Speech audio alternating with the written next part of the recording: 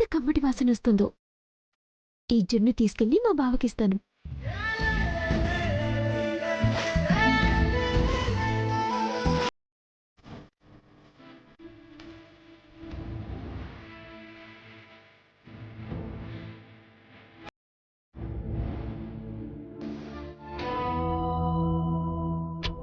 ఏంటమ్మా అది? జున్ను తాతయ్య. ఇది నాకు కూడా కొంచెం పెట్టి. ఇది నీకు కాదు, నీకిక్కడుండి తిను. మరి ఇదెవరికి? ఓ, వెంకీ కోసమా? సరే, వెళ్ళి త్వరగా ఇచ్చేసిరా. అలాగే తాతయ్య. కానీ అమ్మా, ఈ టైంలో ఎలా వెళ్తావు? పోనీ నేను తోడ్రానా? పర్లేదులే తాతయ్య, మా వెంకీ బావని తలుచుకుంటూ వెళ్తాను. సరేనమ్మా, నువ్వు జాగ్రత్త. అలాగే. అమ్మా, మీ పెద్దమ్మ వాళ్ళ కంట పడకుండా వెళ్ళు, సరేనా? సరే తాతయ్య.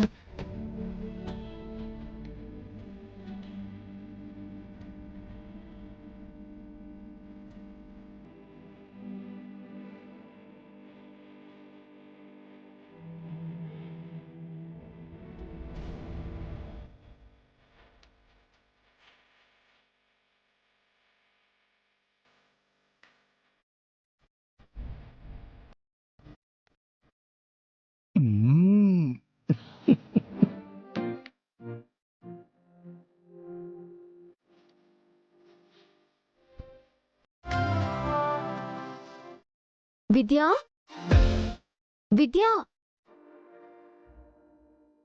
విద్యా. బావెక్కడ కనిపించట్లేదేంటి?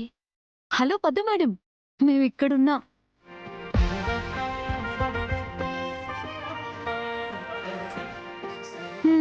తమరి కళ్ళు ఎక్కడెక్కడో వెతుకుతున్నాయి. అబ్బే అదేం లేదు విద్య, ఏదో ఆలోచించుకుంటూ అలా మిమ్మల్ని చూడలేదు అంతే. అదే అదే, నేను అదే అనుకుంటున్నా. విద్య, పాపం ఎందుకే పద్దును ఆట పట్టిస్తావు? ఏమా పద్దు, ఈవేళప్పుడొచ్చావేంటి? అది అత్తయ్య, అది జున్ను తీసుకొచ్చాను. జున్నా? అన్నయ్యకి జున్నంటే చాలా ఇష్టం కదమ్మా. అవునా? అదే అవునా అని అడుగుతున్నా.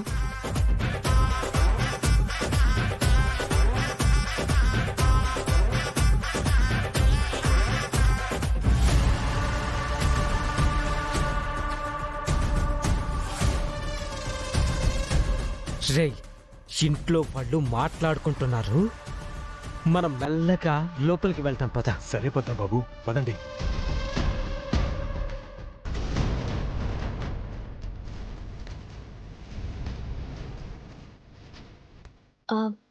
అత్తయ్య, బావేంటి ఇంకా రాలేదు? నేను అదే చూస్తున్నానమ్మా.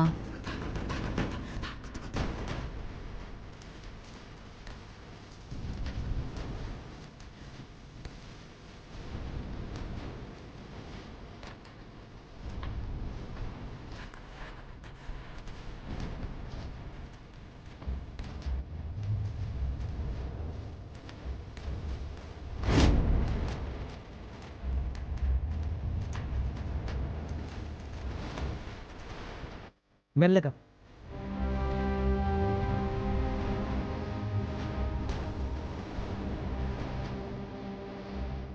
మూసే మూసే.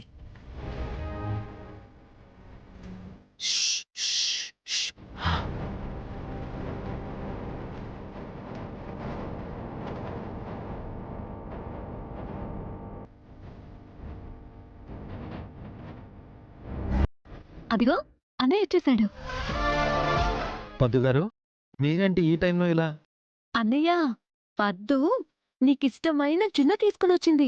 జున్నా? ఏది ఇటువంటి? వావ్.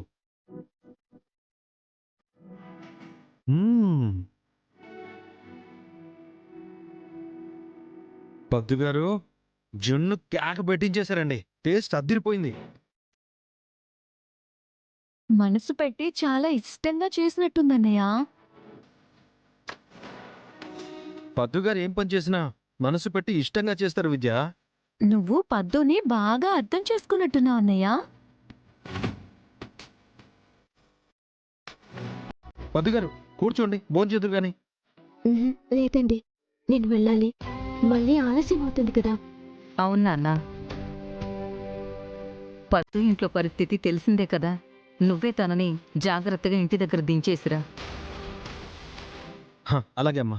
పద్దుగారు మీరు అమ్మ వాళ్ళతో మాట్లాడుతూ ఉండండి. 2 minutes లో ఫ్రెష్ అయ్యి వస్తాను. సరేనండి.